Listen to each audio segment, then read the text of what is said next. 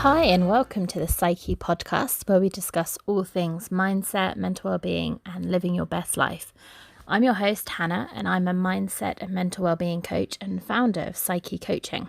Welcome, and we hope you enjoy the show. Hi, everyone, and welcome back to the Psykhe podcast. How has your week been? Thank you if you joined us last week. We had double podcast week, and this probably isn't going to be a regular occurrence, but Thursday was Time to Talk Day, which is a day that I'm very passionate about because I'm a Time to Change champion. So I really wanted to put out a special podcast episode for that day. And thank you also to Hannah Hassler, who was our guest of the week, for that fantastic episode. I really enjoyed chatting to Hannah about creativity and our why. And if you listen to the very first ever podcast, that was me talking about my why. So it was really nice to revisit that and to think about my why again and whether it's still what it was when we started out way back in September, which wasn't that long ago now, but quite exciting to still be on this podcast journey, to be into season 2. And I spent a bit of time this week planning out the rest of the year and some of the topics that we're going to cover and some of the amazing guests that we're going to have on. So that's really, really exciting. So I hope you enjoyed the double episodes last week. And I'm really excited about sharing this week's episode with Jess, which we'll dive into in just a bit. But first, I just wanted to talk about a topic that gets on my mind a little bit. I have just got back from the theatre, although, as I've said before, I quite like the theatre shows where it's streamed, almost like cinema style, because I find for me and my social anxiety, it's much easier, it's much closer to home, it's just a more enjoyable experience because a lot of the other things that make me anxious aren't present, and so I can really appreciate and enjoy the show. So I've just got back from seeing Kinky Boots, and it's the first time I've seen it. If you've seen it, you'll know how amazing it is.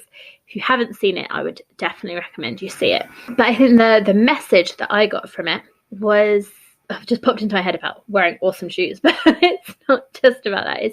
The message is about accepting people for who they are, and also I think about being yourself and not being afraid to show people who you are, to show them the light and the dark, and to be true to yourself and not ashamed of who you are and how you are. So I guess it's those two twin messages, that accepting other people, but also accepting yourself and showing up and showing yourself. And I just thought it's such a powerful message. The songs are amazing, the show is amazing, but it's such an amazing message to absorb. And I think coming off the back of all of the Time to Talk conversation and mental health, and the conversations I was having last week about how we often don't share when we're struggling, and how powerful that message can be, because it really communicates to other people that it's normal to have times when things are difficult.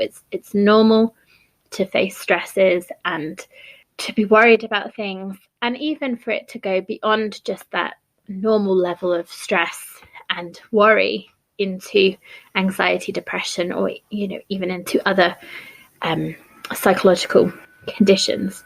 It's normal, it's part of life, and having those conversations and reaching out to people are really important for normalizing that and helping with the acceptance of that. But also, I think for us, part of being true to who we are is saying when we're struggling, saying when we find things difficult, and not being afraid to be honest about that and to look after yourself and adapt. So my going to the local theatre is my adaptation for still being able to enjoy something that I enjoy, but lessening some of those stresses that I have if I was to go to the theatre like an hour's drive away, and with all the people, and there were people there today, but I don't know, there's just something about it that is more comfortable locally and less anxiety inducing, and I can still enjoy that thing because I'm being honest with myself and what I need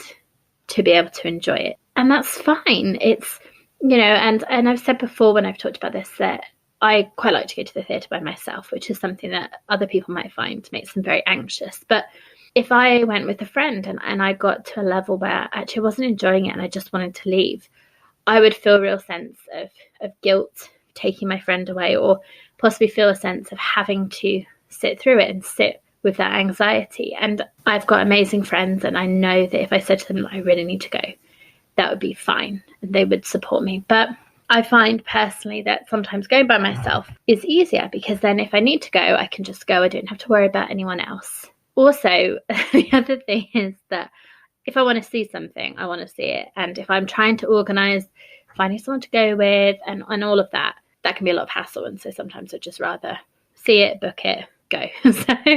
But that could just be me. Yeah, I just thought it was a really important message to bring attention to, of accepting other people, accepting yourself, being honest with yourself, and particularly in light of that conversation about mental health, being honest and being open. And I think today's episode with Jess is an amazing example of how powerful that openness and honesty can be. And actually, we recorded this before I recorded the Time to Talk stuff, before I went to see Kinky Boots, but it just kind of ties in perfectly, because I do have to apologise to Jess, because we sorted out the episode and we were going to talk about soft skills, which is her work, but we take this real detour into motherhood, into being honest and open about how you feel and what you're experiencing. So it just all ties in so well. But sorry, Jess, that we took that detour, but it's such a fun episode that we recorded. I really, really enjoyed talking to Jess, and I think it is just such an amazing episode. I've loved editing it and putting it back together and getting to listen to it again. So I'm really, really excited to share it with you today. So I really hope you enjoy the conversation. And yeah, my takeaway before we even start is about thinking about this week, how you can accept other people, accept yourself, and be honest and be open. And that is what I'm going to take into this week. That's what I'm going to try and do more of, because I am a real people pleaser. It's something I've talked about before, something I'm trying to get better at. But that's how I'm going to go into this week. So hopefully you'll join me doing that as well. But I really hope you enjoy this episode. So let's jump in.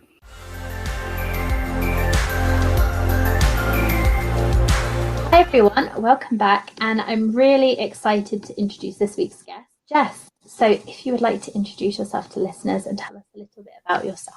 Sure. Thanks, Hannah. So I'm Jess Critchlow. I run a very small, i.e. mostly just me, company called Light Up Work. And what I do in that organization, and I've been doing it for just over 3 years now, is I focus on soft skills. So I work with companies and individuals to improve and up-level their soft skills. And I define soft skills as how you do your work rather than what you do. So for those of you who have, deep formal education in very technical things, I think that's amazing. I don't, knock that in any way. But what I say is that's definitely necessary. It's just not sufficient to really get the most out of your work. And to be honest, to be happy and enjoy going to work, we need that depth of soft skills, those interpersonal skills. So that's what I do and have a lot of fun doing it. Amazing. And so could you give just an example of a couple of the soft skills that you might work on developing with people? Just because I think we maybe all have a bit of an idea of what it, but it can be quite hard sometimes to think, well, what does that mean? What does that actually mean? Absolutely. Yeah. Yeah. So a couple examples. So one that's, that I do a lot is leadership. So sort of, I call it leadership 101, and it is that how to manage people, how to influence people. A lot I do is around communication skills. So whether that's public speaking, presentation skills, or the more intimate type of communication, like dealing with a difficult person. Written communication, I do a little bit on, specifically, again, not technical writing, but how do you get your point across in writing in a concise, clear way. And goal setting is a big one, productivity and time management. And it's an interesting thing, and I'll let you in on a little secret that I don't really talk about to the business owners and the managers I talk to, is it's kind of like my covert way of doing what I really want to do, right? So I call it productivity and time management. What I'm really doing is underneath the surface of that. So how do you feel when you show up at work? Where are the barriers to you being your, authentic, genuine self? How can we unblock some of that so you have more energy to use? So I give lovely corporate titles, soft skills, and then I get to like secretly work a little bit of magic under there. But I think that idea of how we feel when we show up at work and about being authentic, it is so key for productivity, isn't it? And for engagement. Mm-hmm. If you're not in a good place, if you don't want to be there, then you're going to struggle to motivate yourself to do the work, aren't you? So I think, to your point, that having that corporate language, I guess it's about the communication, isn't it? Appealing to everyone. It's my way to get in the door to then play with what I want to play with. I'm a bit sneaky that way. And I'm careful to say, like, I feel like, and Hannah, I don't know, maybe I'd be curious about your opinion on this. What I hear a lot in sort of our generation and the younger generation is like, you have to, find your passion so you never have to work a day in your life. And while that is lovely, and I wouldn't argue with it, the reality of the society we live in is like someone is still gonna have to collect garbage. And what I like to look at is like, you can just have a passion. Like you can just love designing jewelry. That can be your thing, and it doesn't have to be what pays your bills. And also, like, is there a way your job maybe isn't your like life dream, but because of the reality of your life, maybe you do need to continue in that job. So is there a way that you can show up in a bigger, better, more, just more genuine, more comfortable way so that it doesn't, like you said, like feel like every Monday you just feel like floods of tears in the car on the way to work, right? So I don't know. I'm curious, you see that a lot in some of the people you talk to, that kind of idea of find your passion and only do that and make that the way you pay your bills. And I don't know. I feel very ambivalent about that idea. Yeah, I think there's passion and purpose, I think, is the other term that's thrown around. And I talk about them as well. But I think that, for me, I do have a work-focused sense of purpose. But, your passion could be, like you said, joy making. It could be something that you do more as a hobby outside of work. It could be your family and actually being there for them. I don't think it has to be exclusively to do with what you do. And I think even if you are a lucky person that has found your passion and is living your passion, there are still going to be days where it is work, where you're tired and you don't want to be there. You're hungry. It's not suddenly going to magically all be perfect because it's your passion. And so I think that's an unrealistic goal because, I just think what you do there again, no matter how much you love it. Yeah. Thank you for saying that. That articulates what I had in my head too of, so, and I speak from a place of privilege where I actually do love what I do. So let me just, I will say that, but I think when I first got into doing this in a self-employed way, I was a bit confused because I was like, hey, I'm finally doing the thing I want to do. Why is it still kind of suck some days? But but of course it does, and now I'm much better at understanding that and even anticipating it. I mean, I ran a training program not that long ago, and in training, like we love feedback, right? Every training you go to, they give you like a 70 question feedback form. You're like, oh, calm down. But one of the person, the question was, what was the worst part of the training? And this person wrote, the trainer, she's horrible. I was like, oh, hard to action that training. And don't get me wrong, I had wonderful positive feedback from the other, delegates who were there. So part of it was I had to just go, okay, I didn't meet their expectations of a workshop leader. And, okay. Yeah, well, I think we have that idea of wanting everyone to like us and please everyone, don't we? And that's just not possible. And if you think about, there probably will be people that irritate you and if you think that you never irritate anyone, then I think that's just a little bit delusional. Probably, at certain times we probably all have traits that for certain people just clash or just, but I think we just don't like to accept that, do we? We want to imagine that everyone thinks we're amazing. And what I think is funny is even if we don't feel amazing and we feel insecure, we still want everyone else to think we're amazing. Yeah. I don't want you to see through my smoke and mirrors. I want you to think I'm incredible, even though I felt terrible that day. Like, what? The mind is a funny thing, isn't it? Oh man, I know.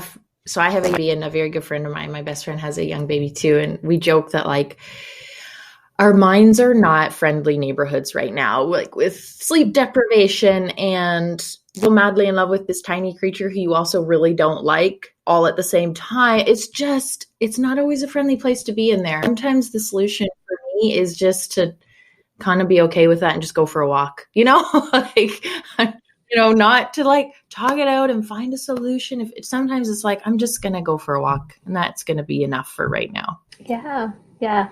And I think that's something that you said there about not always liking the baby. I think that's a really powerful thing to say to people, because I think there is that idea, isn't there, with and I'm not a mother, but with new motherhood, that it has to be this amazing thing where you're in love with your baby, and if they're crying and they won't settle and you don't know what's going on and you're sleep deprived, of course there will be times where they just get on your nerves. I know. So, I will tell you, so I'm not a postpartum expert, but I will tell this story in case this is useful for any of your listeners. I tell a story to every, So with my first child, she was what they call dysregulated, which just means miserable. Like there was nothing physically wrong with her. She was just a grouch for about 9 months, and cried all the time. And it was about maybe 2 or 3 weeks postpartum. My husband came in, and I was just weeping on the sofa, and he was like, okay, is this like a problem I can help solve, or is it more like a hormone thing? And I laughed, because there was times where I was like, nothing's wrong, I just need to cry. And I said, I think I'm a bad mom.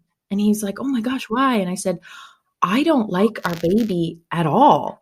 And he's like, oh my God, thank God I don't like her at all. I was just pretending to, because I thought you liked her.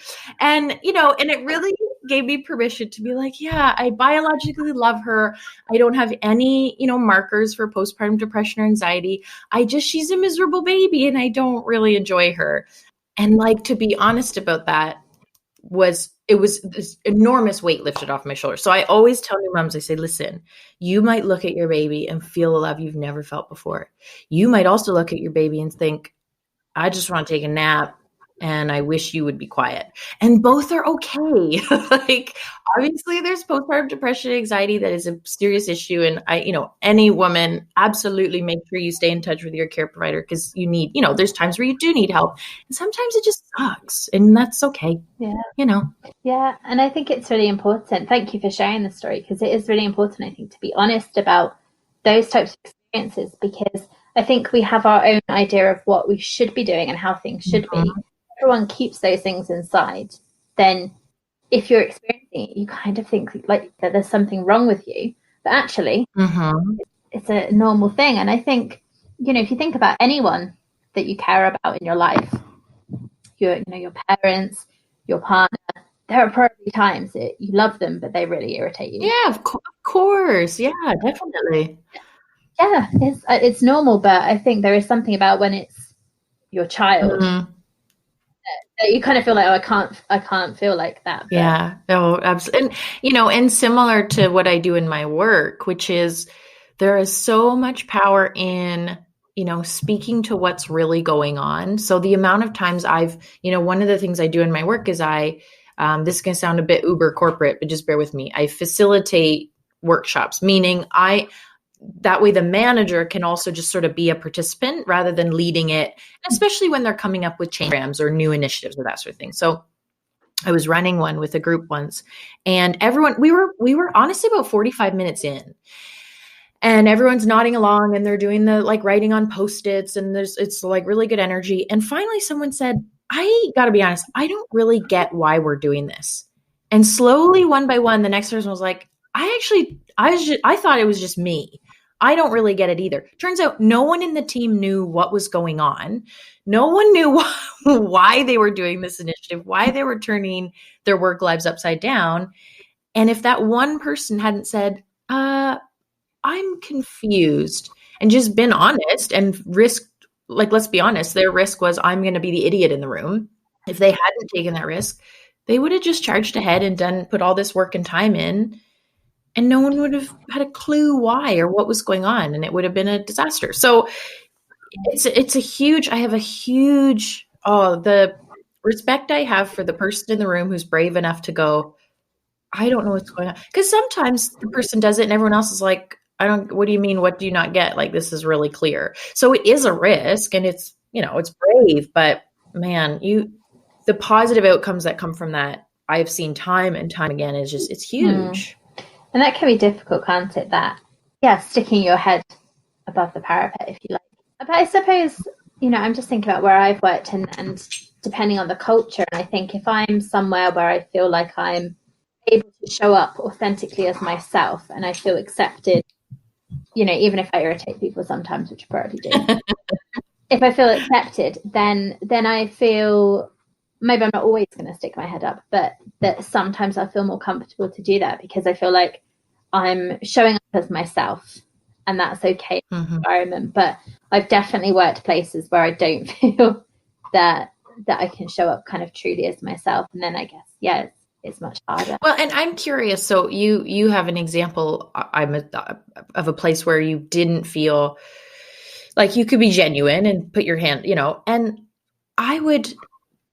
everyone I've ever worked with who's had that experience, and I'm curious if you've had the same experience, like the sheer amount of energy you take to like manage your emotions, manage your reaction, manage your body language, like try to suss the room to see what's okay, what's not okay. Like, it's almost like, how does anyone get any work done? Because we're all so busy looking around the room, trying to say the right thing, trying to not, honestly, we probably spend 80% of our energy in doing that versus what we're actually paid to be doing, which is the work. Yeah. And I don't know, did you find that same sort of feeling?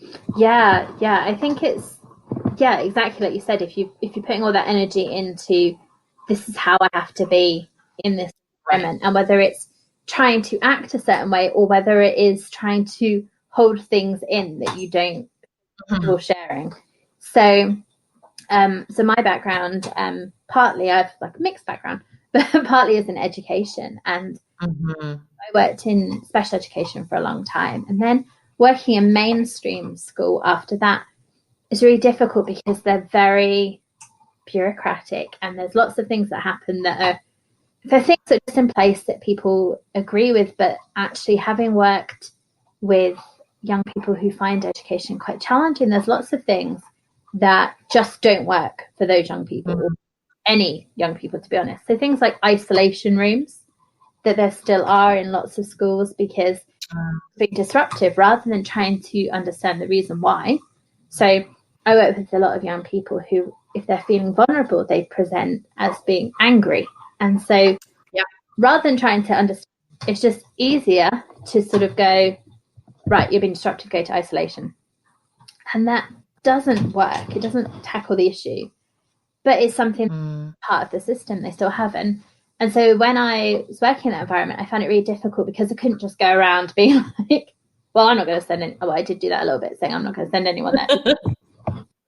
Doesn't really. I'll try and tackle it a different way, but I couldn't just, sort of take on everyone and say, well, this doesn't work and you shouldn't be doing that, because that doesn't really help with team spirit. And you have to sort of fit in with the policies of the school, because my position wasn't one that I had an input or had a say on that level. So there's only influence that I could have. And so trying to fit in with the way we do things here, when in myself I just didn't agree with a lot of it, or see a point in a lot of it, I found that quite difficult to manage and to try and reconcile those two things. And like you said, very draining. Yeah. And I'm sorry you had that experience, because we all have that story, don't we, of some industry or company culture that just was like so soul destroying. And I know that sounds really dramatic, but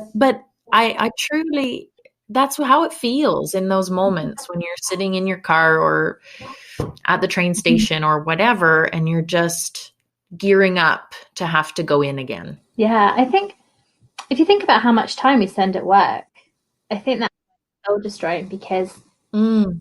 it's so much of our lives. And if it's somewhere that you don't want to be, or that takes all your energy, or whatever's going on, it can, I definitely can relate to the soul destroying feeling, because and I think it is just because of how much time it takes up. And I think that linking back to that passion idea that we talked about, that there is such a focus, isn't there, on having a job, having a career. And, even starting the podcast, it's like, who are you? What do you do? It can be such a big part of our identity. So I suppose if you're somewhere and you're in a way claiming it as part of your identity, but you don't feel that it really reflects you, then that is quite soul destroying. Mm-hmm. Yeah. And I think, it's a huge part of why I got into doing what I do, sort of starting as a side hustle and becoming what I do full time now is, and I say it jokingly, but actually I'm serious. I say my mission is to make the world a better, happier place, one workplace at a time. Now, is that an achievable goal from my little small town in Ontario, Canada? No, but it's still we'll call it my North Star, because I have seen what happens when we make our workplaces positive and inclusive, and when our leaders really reflect on themselves and how they show up, and when our employees do the same, and it's magic. Like, you can be a quote unquote boring, whatever the boring job, like what do we usually say, an accountant, and actually be happy going into work. Again, it might not be your life's purpose. Maybe your passion is salsa dancing. Awesome. Do that in evenings and weekends. Like, absolutely make time and energy for that. But you don't have to work at a soul destroying job either. Like, we can do better than that. It's just, come on, it's 2020. Like, we can do better than that now. Enough. I find it funny that you said accountant, because actually, so I was in education. My other thing that I did was finance. So I'm not a qualified accountant, but basically that role. Right. And then the podcast and kind of coaching is, I guess, my at the moment. But what I find interesting is I've worked in for a charity before doing finance, and found that really difficult. But now in a corporate company, there is something about the ethos and the people that I work with that actually I really enjoy it, even though it's the job. Love it. Yeah. It's pretty similar. Partly, I think, is that I have a lot of autonomy, and I'm very, if someone is sort of standing over me, telling me what to do, that doesn't work for me. It's so interesting that it's something that is not my passion, but for me and where I am at the moment in my life, there is something about it that just works. And it's, in accountancy. And actually, one of the things I think is that I can show up as myself, and that they know that finance isn't my passion, but I'm enjoying it and I'm enjoying the role there. And the fact that I can go in and say, well, a big chunk of my role is this thing that isn't actually my passion, but they're all right with that. Yeah, and I love that. Like, I love when people can just show up like that. And what I hear from a lot of managers is, and let me be clear, I'm going to speak out on behalf of terrible managers for a second. I've worked with some terrible, terrible managers, and I guarantee you they're not meaning to be terrible. I'm not giving them an excuse or an out. I'm just, the vast majority of terrible leaders and managers is because they don't know what they're doing. And it's a really hard job, actually. And what I hear is things like, is fear, actually. It's like, but if I let them be themselves, then they won't have to perform to a high standard. I'm like, nope, that's a made up myth, but okay, next. Well, if I let people be themselves, then they won't be professional. I'm like, nope, that's a made up myth as well. It's discomfort and fear, and just not knowing how to handle it, and not knowing how to be themselves either. That's usually a big one. I love your example. That is such a good example of we don't, again, a CEO I worked with once, I was telling him, to be able to speak to your team in a bigger purpose way than just, we help our clients make more money. That's not that's not inspirational. He's like, yeah, but we're not saving kids. We don't have an example of that that's inspirational. I'm like, no, but you do. You do. You can be in a quote unquote not your passion job and really enjoy it. I have seen it time and time again. And you just gave a brilliant example of that. Yeah. I think I just wanted to pick up on the terrible managers point, because I've had some fantastic managers, also some not so great ones. Yeah, I'm with you on that one. Yeah. I wonder whether this is something that I've possibly observed, and I wonder if you've observed the same, that sometimes you have people who become managers because there isn't really anywhere else for them to go on the kind of way up. That's like the next step to progress. So they become a manager. Sometimes they don't really want to, but that's the next logical step. And then they maybe don't have training in how to manage people. And suddenly they have this that wasn't really what they wanted to do. And they're not really sure how to do it. And then they're trying to figure it out. And they might mean well, but find it difficult to be effective. So true. And there's two things in there you said that I 100% agree with and have also observed. So one is take people who are really great in their job, and then we put them in a job, i.e. manager, that they've never been trained for, that they have no mentors or coaches for, that they have possibly no ambition even to do. And then we get refused. We're like, but Peter was so good as an engineer. Why is he such a bad team leader? Because it's a completely different, totally unrelated. That's why. It's like taking an accountant, we'll just keep picking accountants, and making them a horse trainer. Why aren't they were a great accountant? Why aren't they good at horse training? Because it's not the same thing. It's not the same skill set. So that, and, and the other thing that I've seen is exactly what you said of there's companies who do career progression really exceptionally well. And the myth I see a lot is, well, we're not a big company, so we can't, that's crap. Sorry. I don't know if I'm allowed to say that on here, but it is. It's total nonsense. You can progress people in the skills that they find interesting without them having to go into a totally different job. Like you can do this well. I have seen it happen.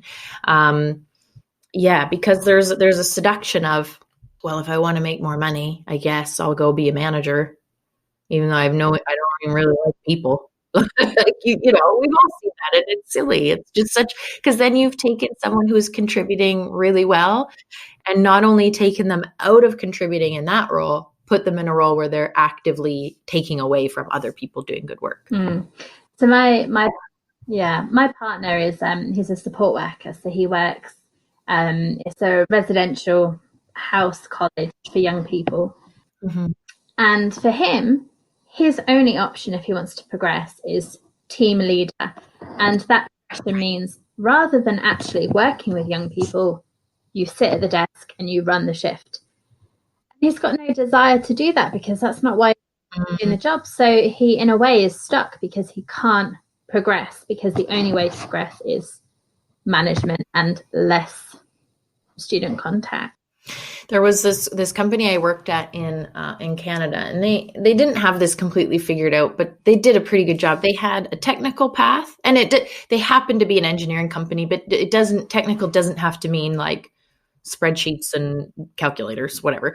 But they had a technical job path and a people leadership job path, and they were sort of graded at the same level. So you can be a technical expert, and yes, there's some leadership responsibilities in that, like mentoring junior people, but not scheduling work, not approving holidays, not doing performance reviews, not doing formal feedback set, like none of the management side. It really was, I am an expert in this field, and I'm now like looked up to, and I have a senior pay and a senior role that reflects that. And I don't have a team, and I don't have to talk to people about when they were rude in a meeting. Like that's not my thing. I just get to be the expert in this and share that expertise and teach people. And I thought that was it was a brilliant way of doing it. Because someone like your partner, there's a good chance that he'll quit, because if that's the only way to get more money, and life gets in the way. I'm all for money doesn't motivate people. It doesn't, but it does demotivate. If you feel you're taken advantage of, or you're stuck, or, you're not even getting cost of living increases, and you're going to feel taken advantage of, especially when you look and see you can make $10,000 more at the job next door. You just will. So yeah, I could soapbox about that for a while. I'm getting sweaty and passionate about it. So I will stop there. But yes, in short, I agree with you. Well, I need to get really sweaty. So let's have a little detour into talking about what always boosts your mood, what brings you joy. This is such a good question. And it's one that I'm so glad you bring up, because I've been thinking about today, because I am in sleep deprivation mode because of my gorgeous, annoying baby. So, it's sort of, for me, it's opposite ends of the spectrum. So I don't know what this says about my personality. One thing that brings me such, like, it's just refreshing the batteries, is total silence, no one talking to me, no one touching me, with a hot tea, not a cold tea that's been sitting around for hours, like a hot tea and a book. And that is like, that's my nirvana. Yeah. So I love that. And then and then the flip side of the other thing that brings me so much joy is playing with my kids, like laughing with them, not playing Candyland. That game was invented to torture parents, but playing games, laughing, being silly. That does recharge my batteries too, in a very different way. But yeah, two ends of the spectrum is my joy spots. Yeah, no, they're really nice examples. And I suppose that we maybe all have some things like that, where there are things that are more solitary that we need for us, and also then things that do give us that boost that involve other people and the connection, because I think that is really powerful as well. And but yeah, no, the silence, no one touching you, no one talking to you, and the sounds amazing to me. That was literally, it was my birthday about 4 months ago, and my husband was like, okay, what do you want for your birthday? I said, I want 2 hours of like exactly what I said. I want a hot tea. I don't want you or our children anywhere near me, even though I'm madly in love with all of you. I just want an hour just looking out the window. Yeah. I think that's also something that can be quite difficult to ask for, can't it? That, like, I love you, but so want some space from you. Yeah. I'm madly in love with you, and I also don't want you anywhere near me. Yeah. So see you in an hour. Yeah. And I think sometimes we can find it difficult to communicate that that's what we need. But I think if you can reach that point, as you have with your husband, that you can hold those two things at the same time, it's a really good place to be, to do it out of love, but also look after yourself. So yeah, can't pour from an empty cup. It's not just a bumper sticker, people. That is true. Very true. So my next question for you. So joy is one of my buzzwords. I've got a couple of buzzwords. My other one is about meaning. And so, I mean, I suppose it could be that kind of passion thing, purpose, but I just think for me, I like that idea of thinking about having a meaningful life, and that could be work, it could be anything, which is why I think maybe I like it more than passion and purpose. Anyway, my question is, what makes life meaningful for you? Can I, this has just come to me, so bear with me. Can I slightly edit your question and answer a slightly different question?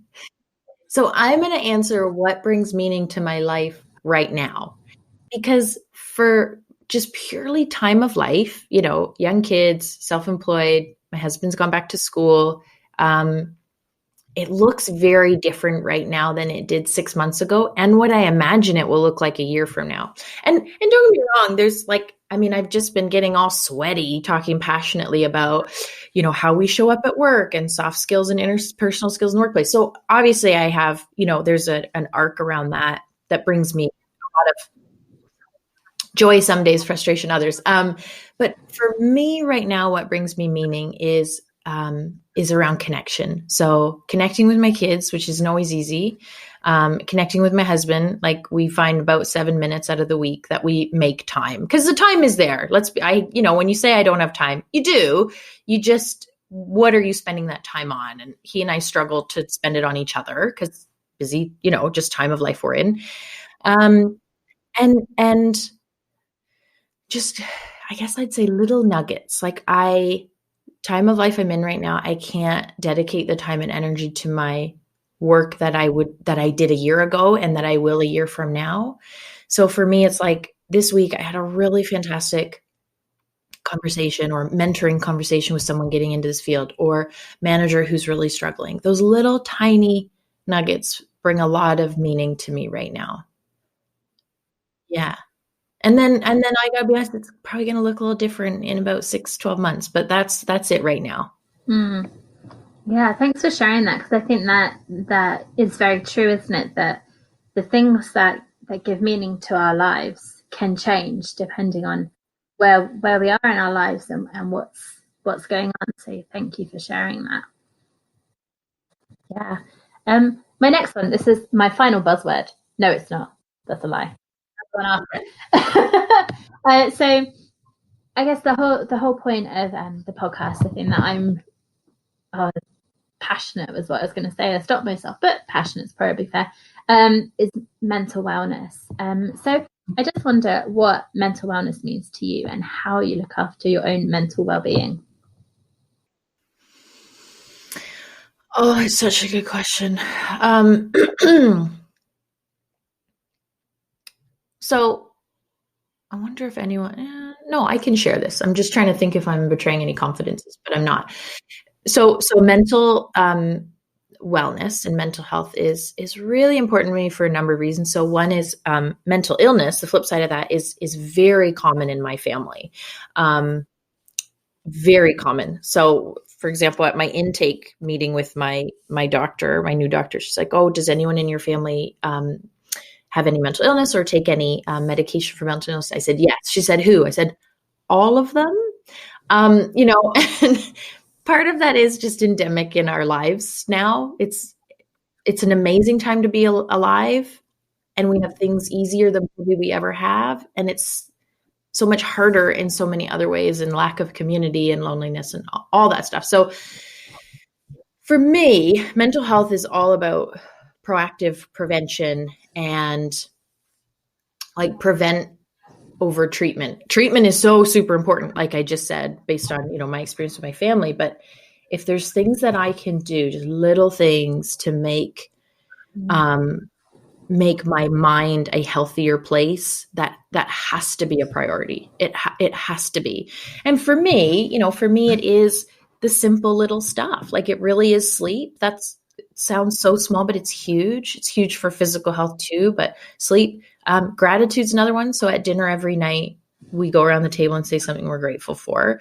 And the other thing for me around mental health is just awareness. Like, and I know that sounds a bit whatever cliched, but taking stock, being aware. Like right now, just, being honest with you, I'm having a really hard time right now. My baby isn't sleeping. I'm stuck in the house a lot because she's a puker. And if I'm going to be covered in puke, I'd kind of rather just do that in my own home. And so I am struggling. And so being very aware of where am I at? What do I need? Is there people I need to reach out to for help? Again, my friend who has a young baby, sometimes I just text her in the middle of the night going, I'm not okay. This sucks, and she's on a different time zone than me. So usually we can connect at those funny hours. So that's kind of my rambly answer, because it's not a super coherent answer, because I'm still really wrestling with that for myself right now, with where I am and what it means, given, I do have some constraints on my energy right now. And so what are the micro self-care I can do? Maybe I can't do the huge 3-day workshop on inspirational things because I can't be away. But then what's the little thing I can do? What's the podcast I can listen to? What's the small walk I can take? If I can't do the 3-hour hike, can I do a walk around the neighborhood? It's those little micro things that, it's sort of like, when you're on I don't know if you've ever been on a stupid diet where you can't eat cookies, say, and then you eat one cookie and you're like, well, if I eat one, I'm just going to eat 20 because I've already broken it.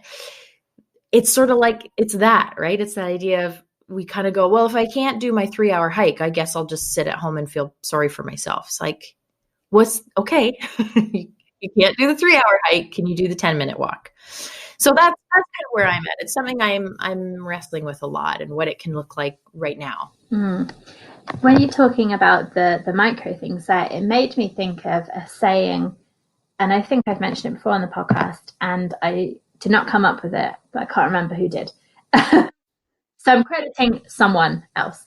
And it's this idea that anything that is worth doing badly. Oh my God, I love that. I'm going to say it again. I want to write it down. Say it again.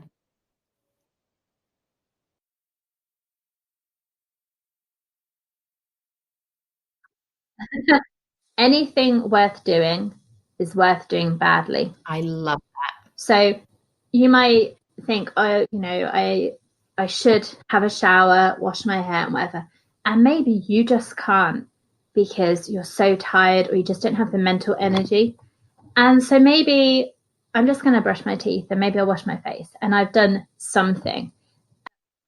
Like if it was worth doing, I've done something towards it. So for your walk, you can't do the 3-hour hike. But if it's worth doing, it's worth doing badly. I'm going to have a 10-minute walk. Yeah, and I love that saying. Whoever came up with it.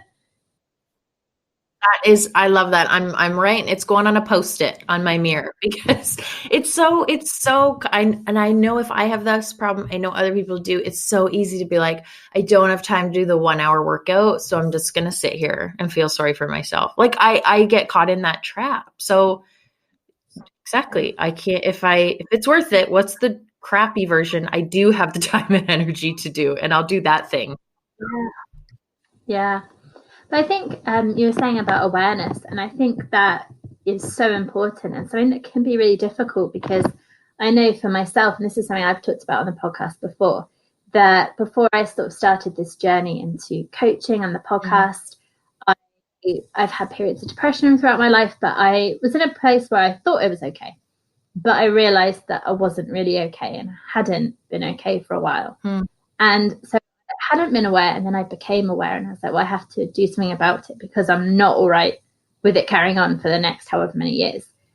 And so I wasn't really in touch with what was going on, so I couldn't really do anything about it because I didn't have that awareness. So that is so important because if you are aware of what's going on with you, then you can do the micro things that are going to try and help you get back on track. And it might be at the point of your life that you're in that you're going to be a bit out of balance because you've got a new baby or you've got lots going on. But if you're aware of how you're doing, you can try and do something. And I think so many of us spend time not aware and not in tune with what's going on with us. Yeah. So yeah. And there's that thing too. And I lived in England for a while, so I know it's over there. And it's a little bit in Canada too of that. Like, come on, you're fine. You live in like this developed nation. You got a job, you pay your bills, you have food in your house. Shut up and get on with it. And to some extent, yeah, like have perspective. Yeah, you have food in your house and that makes you luckier than 80% of the world's population. Like, yes. And things still get to be hard and you still get to ask for help and you still get to talk about your struggles, even though, you are so privileged in so many ways. That's okay. That doesn't mean the thing you're struggling with now doesn't matter. Because I see that a lot. I see that a lot I know I saw it a lot in England and I see it a lot here in Canada too. It's just this, you're fine, relax, get on with it. Yeah. So stiff upper lip that we Yeah. But I think, what's quite refreshing is I think we are starting to have those conversations here particularly about the mental health thing. And there are a lot of podcasts and I think a lot of celebrities. And then we had the princes as well talking about their own experiences. And then suddenly when you've got those people who are role models, maybe talking about their struggles, I think then for us mere mortals on the ground, maybe feels a bit more like, oh, well, if they've got issues and they've got all this stuff, but they're talking about it, then maybe it's okay for me to talk about my stuff as well. And very true. Yeah. Well, especially those celebrities, I give them so much credit for that because they're often selling a persona, like that's what their income is based on. So that does take a lot of bravery to speak out. And also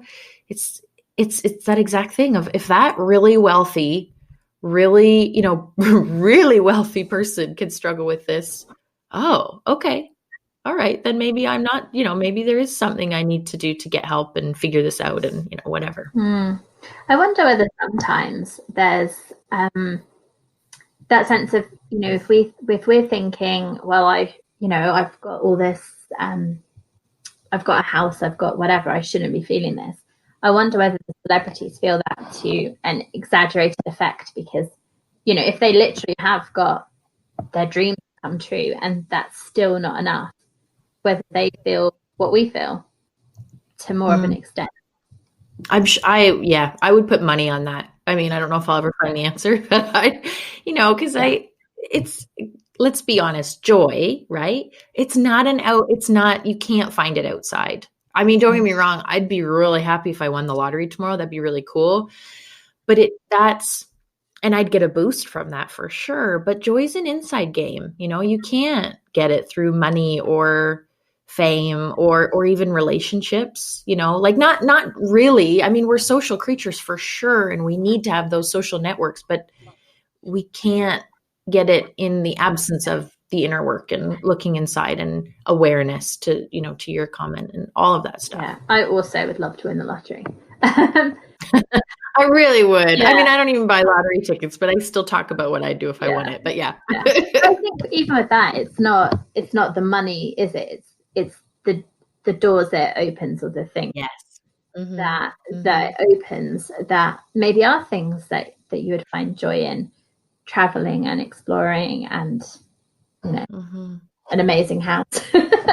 But for me, when I think about that, it's partly the amazing house, but it's also what that means in terms of having space for family and being able to have friends over and connection and that kind of thing. So it kind of is the material thing, but it's more than that. It's what that would then allow me to have in my life. You know what, though, Hannah? I just want to say something. I know I don't know you that well, but we're just having this great conversation. And I want to point something out, which is you have obviously done a lot of self-work, and you're very aware and conscious of what's going on in your own head and heart and body. And, I guarantee you, because I know people like this, and I know you do too. I'm sure you do, of people who, no matter what great thing happens, they find a way to be a bit miserable about it. And that's, yes, there's a personality thing in there, and I'm sure a nature thing in there. And some of it is just the habits they have that have ingrained in their brain. Like, there's someone in particular, I'm not going to say their name, but I know what they would say if they won the lottery. They'd be like, oh, now I got to figure out like investments, and like, oh, I got to figure out, do I report this on my taxes? Like, what a hassle. It's like, dude, you just won 5 million, So yes, and there's still, like, I think you're underestimating just how much work you've done to be at a place where you could just get money and make it great, I mean, I would love to, if anyone wants to send me some money so I can test it. Yeah, we'll test the theory. you can find Hannah wherever, social media is, send her that money and let's test it. Let's see. Oh, amazing. That'd be great. But I also feel like if I won the lottery, I feel like a lot of stuff would still stay the same. Sure. I think. Yeah, I can see that. Yeah.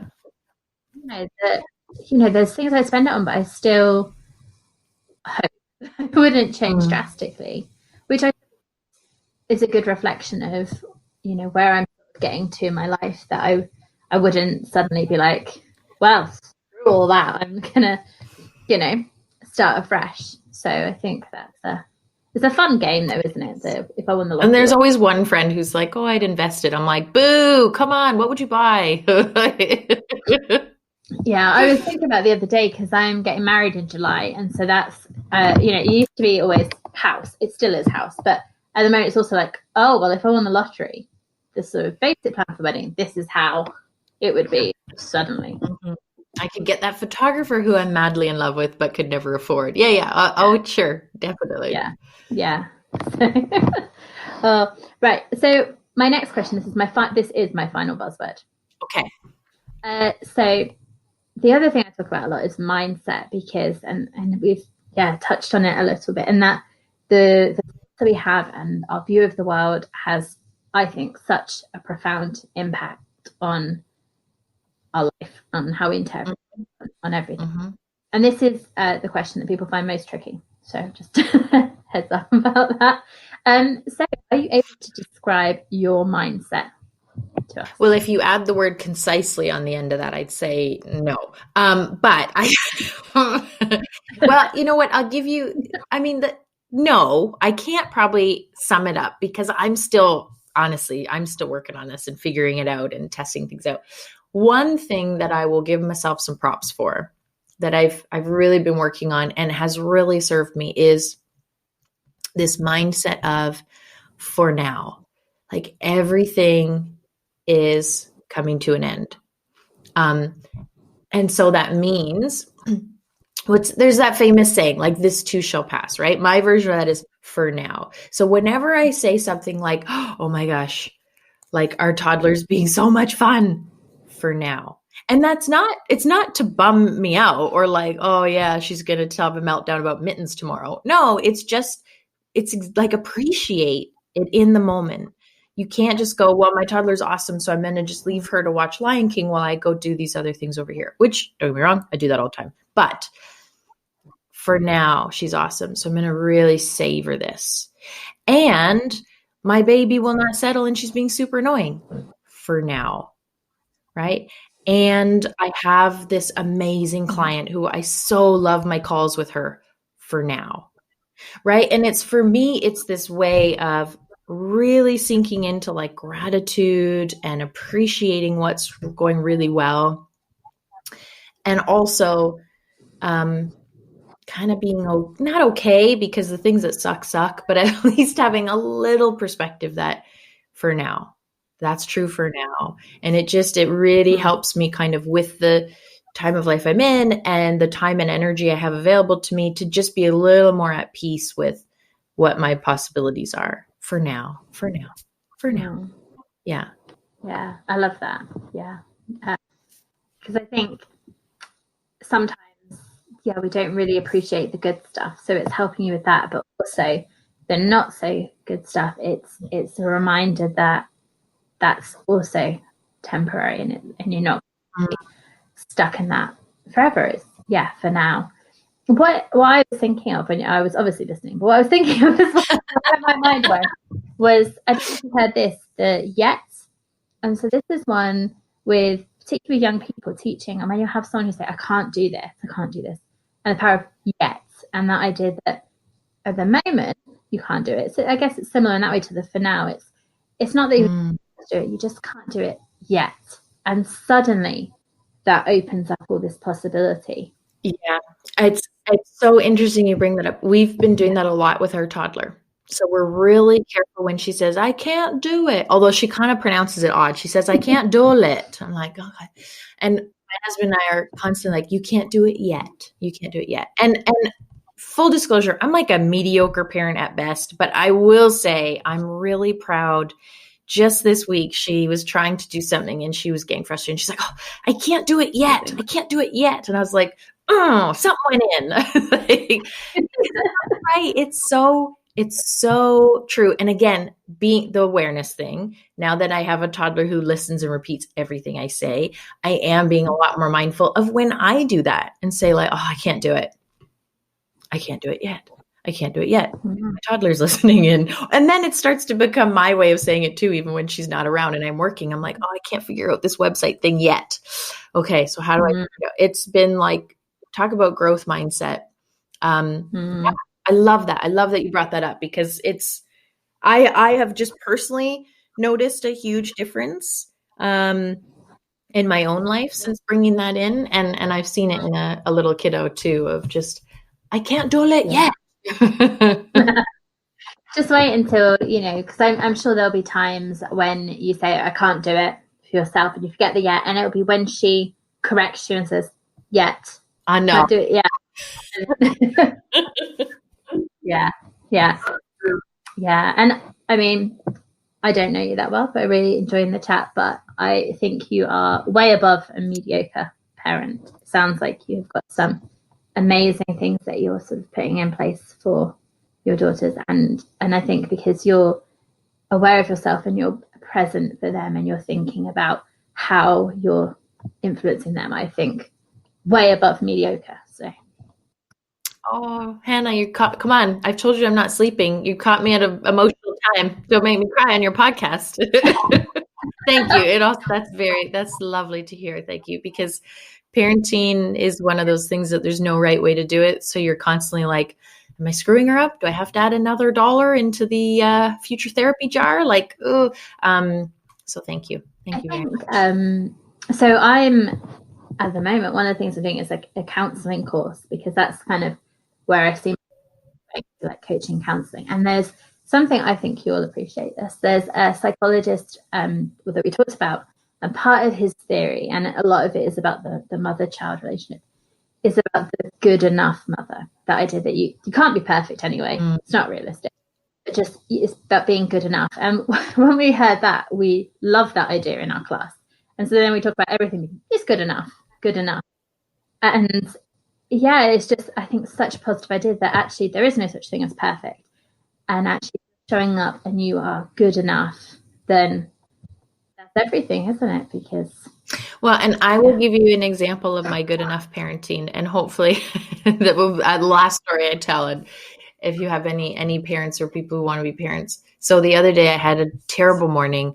My baby was crying. I had to do preschool drop off. I'm putting her in the car. My toddler's, bless her, she's 2.5. I mean, it's that, talk about emotions, right? And she's getting into the car, and I lifted her and put her in, and that she lost her mind. And I just, at this point in my life, I just didn't have the resilience to handle it well. I said, enough. And I like buckled her in, and I slammed the car door, and she's crying. And I drive to her preschool, and I get to her preschool, and I say, Ray, Mommy is so, and she's fine by this point. She's just like singing songs with the window. I said, Mommy is so sorry. Mommy's not feeling well right now. And I didn't sleep, and I wasn't very nice to you this morning. And I'm so sorry. And she just went, that's okay. And we hopped into the car and off we went. Now, I'm not suggesting I gave myself full permission to yell at her to get in the car every morning. But what it did mean is I can totally screw it up and model screwing up is okay. And apologies are where it's at. And, and you keep, I didn't do it right yet. And, and biggest part of that, and this is true for all of the things. I know we're talking about me and my kid, but this is true for me and employees. This is true for our colleagues, for people in other relationships in our life. I love the good enough thing, because it's not about doing it perfect. It's about doing the best you can, screwing it up and going, I'm so sorry I yelled at you when I came home from work, my beloved husband. I wasn't in a good space, and that wasn't kind of me, and I'm really sorry. And they go, that's okay. And, not always that simple, but, do the best you can. What are you going to do? Yeah, because I think we quite often, or in my experience anyway, get caught up in the perfectionism and worry about that and not wanting to appear less than perfect. Mm-hmm. No, perfect. And I think it is a really powerful thing to model that, owning your mistakes or being honest, or when I was teaching, if I was having a bad day, I'd tell them, I'd just be like, I'm tired today. I basically had not quite the flu, but I felt rough. And I went in on the Monday and I just said, full disclosure, I got brain fog. You might ask me questions. I don't know that I'll be able to retrieve the answer to it from my head. But it's just being honest and modeling, because I think particularly for young people, children and young people, if you're showing them this like perfect image, then they're going to internalize that as that's how they should be, and that pressure on themselves. Whereas if you can actually show them the good enough, that actually we make mistakes. When we're tired, we might be snappy, and that's what happens. It's not okay, but then you apologize, and then that's how you deal with it. I think it's just preparing them so much more for real life, isn't it? It's just so much more honest and preparing them. Whereas showing them perfect is not preparing them for life at all. Mm-hmm. Thank you, Hannah. Thanks for saying that. Yeah, and sharing that. Yeah, good enough, Mum. I'm gonna put that on a post-it too. I got 2 post-its out of this conversation. That is worth the price of admission. Yeah, I mean, I love it since we've talked about it. Good enough, and good enough, and it's true of all the things.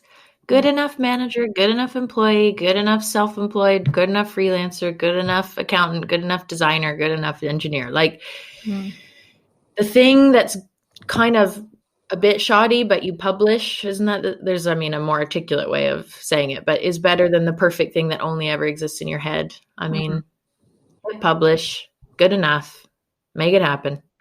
Right? Yeah, absolutely. Yeah. So my next, this is the last big question, if you like. Okay.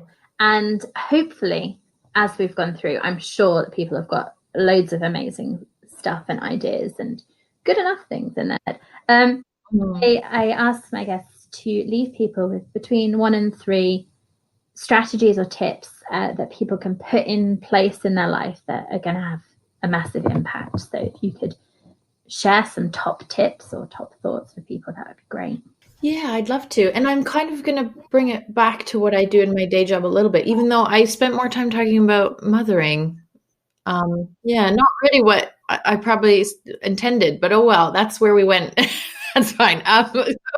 You don't want mothering advice from me anyways. Good enough. That's the advice on that one.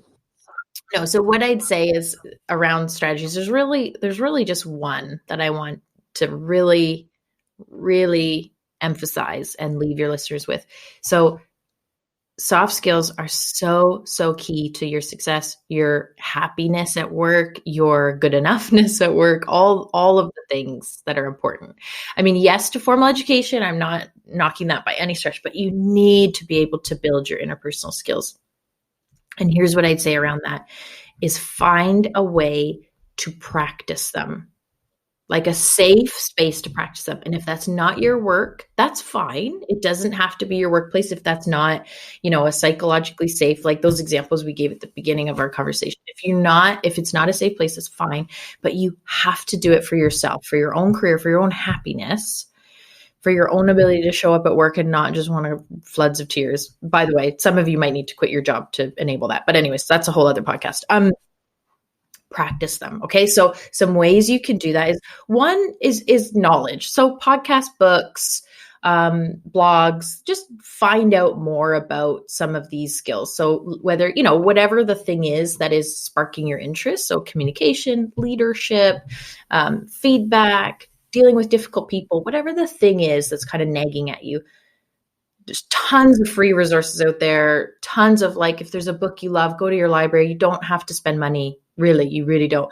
2, find a safe space to practice. So that can be paid. I highly, highly recommend people find a coach. That would be, I'm not a coach, but I'm a huge proponent of finding a coach that creates that space where you can practice some of this stuff and say it out loud and get some feedback. It can be just a colleague. It can be some of you are lucky enough that you can practice some of this stuff with your manager, but find a space where you can go, I've got a really awkward presentation coming up where I have to share some tough news. Can I do it for you? And you give me some feedback on what's going well and what doesn't work. Find the space to practice it. And the third thing I'd say too around these interpersonal skills is there's this sort of myth that they work the same as technical skills, like you're just suddenly going to be confident public speaking, or you're going to be confident having difficult conversations, or you're going to be confident negotiating. I have never seen that in my work. I haven't seen people get confident. I've seen them get more confident. But when someone is confident in their ability to deliver feedback, usually what that actually means is they're no longer trying bigger things. When you're truly confident in something, probably not stretching anymore. And so don't make, I need to be confident in this thing, the goal, because that's A, impossible, and B, is actually probably a bad thing. What you want is being totally nervous is absolutely expected and fine. That's because your body telling you you're about to do something brave. Keep going at it. Don't take that to be a message that this isn't something you're supposed to be doing. It's just a message that you're being brave. So get the knowledge, practice, and don't misinterpret the signals from your body. Because I think we can spend so long getting the technical knowledge, that the softer skills get forgotten. Absolutely. Yeah. And so, yeah. And so actually seeking out that knowledge, important. And I think then the practicing is something that quite often there aren't those opportunities to do, or again, if you're somewhere that doesn't have such an emphasis on the importance of them. Cool. And with your third point, I was thinking of Adele, so the singer, and I don't know if you know this, but I don't know her personally. It's just I wish you did, because she's awesome. But yes, okay. So she is amazing, but she gets so nervous before she performs. Mm-hmm. She has massive stage fright, and she is so amazing at what she does, but she still has those nerves. She doesn't have complete confidence. So I think it can be natural, and I guess maybe, as you were saying, that if you get to that point where you're not feeling any sense of nerves, then you need to then take the next step, because maybe you got so used to where you're at that you're then maybe playing too small, and it's about that stretch and that challenge. And the last thing I'll say on that too, and I love that example of Adele, because come on, talk about someone top of their field. Oh my gosh, she's so incredible. When we do suddenly meet this, I feel confident in this, I know what I'm doing, I'm good. The other danger of that is that becomes a little bit part of our person, like our identity, and we don't seek out other feedback. We get almost a little threatened when someone says, oh, your presentation, because, I identify as someone who enjoys public speaking. I feel like I'm going to throw up before I go out on stage, but it's something I seek out because I enjoy it. And if I then make the story that this is something I'm good at and it is part of my worth, the minute someone says, I've got a little bit of feedback for you, there was like the arc of that presentation, I kind of got a little lost in it. Suddenly, instead of saying, that's really useful, thank you, I can take that now, I'm like, you've just threatened my self-worth, right? So now I'm in amygdala, I'm in fight, flight, or freeze. I'm not listening. I'm not, it actually becomes a little bit of a dangerous place to that's the thing I'm good at. And I'm going to identify as being good at that. And I'm never going to seek out feedback, telling me a different story, because that's too scary now. So yes. So being not confident is actually a really good thing, people. Just go with it. That's a very good message. It's a very good place to be. And I think even, or as well as not seeking out feedback, if you think, I've got this now, I'm confident, you're also not seeking out opportunities to grow or continue learning. And technically, workplaces change all the time, but even with the soft skills, I imagine there's always that room to develop and grow. It's not just you reach a certain point and that's it. I've mastered it all, got all my badges, tick, done. Leadership, tick. Communication, tick. It's a check. Yeah, it's an ongoing thing, and I suppose the danger is that if you're like, I've done that now, you're not continuing to grow, and you can stagnate, I guess, which isn't great for you or in your role. Yeah, we're more like border collies than we realize. The minute we're bored in our workplace, we become quite destructive. We just don't necessarily always realize it. So yes, stagnation isn't always a good thing. Yeah, absolutely. So sorry that, I'm pleased that we've come back to soft skills. Yeah. I took us on a little weaving. Yeah, talk about the arc of the story not being there. I took this all over. I'm glad that we managed to come back to the soft skills and that for you. So the last thing is, if people want to connect with you online, where can they find you? Where can they find out more about what you do? Cool. Okay. So they can find me. My website is lightupwork.com. You'll see it's just a landing page at the moment because I'm kind of redoing it, but you will find me there, and links to all my socials. So I'm on Instagram and Facebook as lightupwork. And email, of course, is jess@lightupwork.com. And I do, this is something that I'm so passionate about. If anyone just wants to even pick my brain, the amount of messages I get of someone saying, hey, this is going on in my workplace, what do you think? I love that. Like, if you just want to throw something out there and get an outsider's point of view, Facebook message, email, go on my website, get in touch with me. Because an outsider's point of view can be really invaluable. So look me up if you want to just get this is what's going on. What do you think? I love that stuff. Amazing. And I can put links to your website and your email in the show notes. Great. Thank you so much. Oh, Hannah, I've had such a good time chatting, and I'm going to stay in touch with you whether you want me to or not. It's going to happen because I think you're great. So no, I absolutely stay in touch. Yeah, no, I've really enjoyed it as well. So thank you so much. Wonderful. Okay, cool. Well, I'm sure we'll talk again sometime soon. Yeah, have a great day. Yeah, you too. Okay, cheers. Bye.